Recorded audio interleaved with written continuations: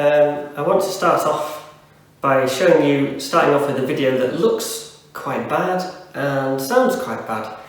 So I'm in my specially prepared, empty, rather small, rather echoey room here, and hopefully we'll improve things. To start with, I've just got the standard light on the ceiling. It's directly above me. You should see that I look awful and gaunt and Halloweeny. I'm going to improve that by switching that off and turning on some lamps which we've shoved over at one side of the room. Let's try that.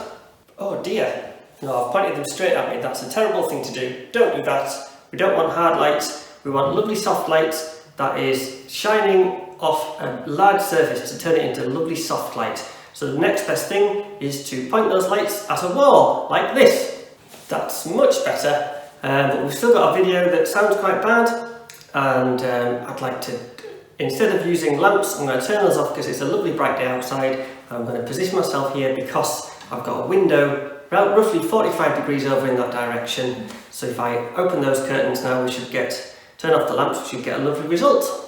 Well, that's absolutely marvellous. It's much better, a better quality of light. It's bouncing around all over the place. It's what we call soft light, and it's from a lovely angle which you should be able to see is casting lovely soft shadows to my face, which should now look a bit more three-dimensional. Now we've made the lighting better, just got to make myself look more presentable. So first I've got to get changed. That's better. And have a shave. And then I need to sort out my hair. Much better.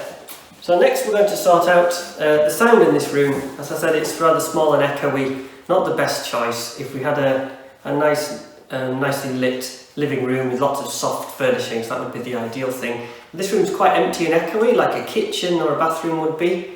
So it's not the most natural place, but we can improve any room if it's slightly echoey. We can improve the sound a great deal by just shoving loads of soft stuff everywhere. Okay, now you might be able to hear that the room is a bit more controlled now. I've stuck up some duvets, a couple of rugs, an old pair of curtains, a mattress, an old sleeping bag. I've just shoved stuff against walls and flat surfaces like the floor, wherever I can. If I had more stuff I would do more. But you should be able to hear that the sound of the room through the iPhone microphone is quite a lot nicer now.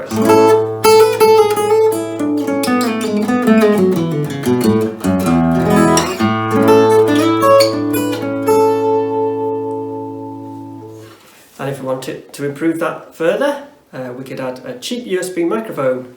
So I'll just plug in the one that I bought for 35 quid on Amazon, and that allows us to put the microphone much nearer than the camera is away from us by just putting it on a little stand, or you can clamp it to a chair, or it even comes with a little stand.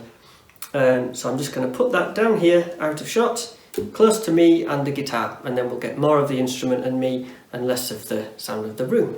Okay, let's listen to that.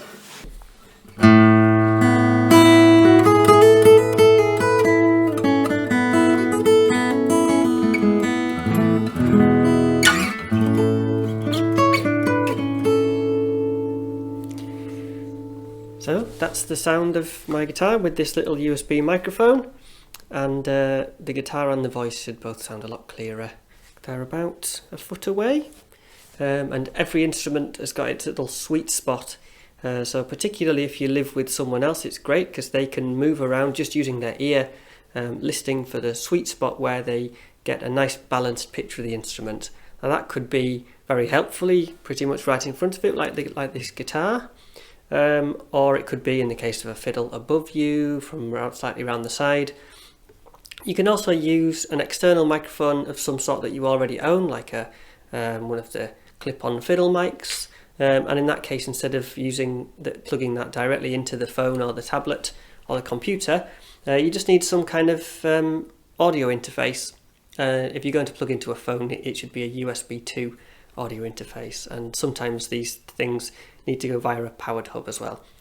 So it's possible to use your own microphone if you've got that as well. Remember, if you do have a clip-on mic, you could sellotape that or tape that onto a stand or the back of a chair or something to get that slightly further back, and that way you could use a microphone you already know and own as a really high quality microphone to capture your voice and the instrument from slightly further back than a normal pickup sound.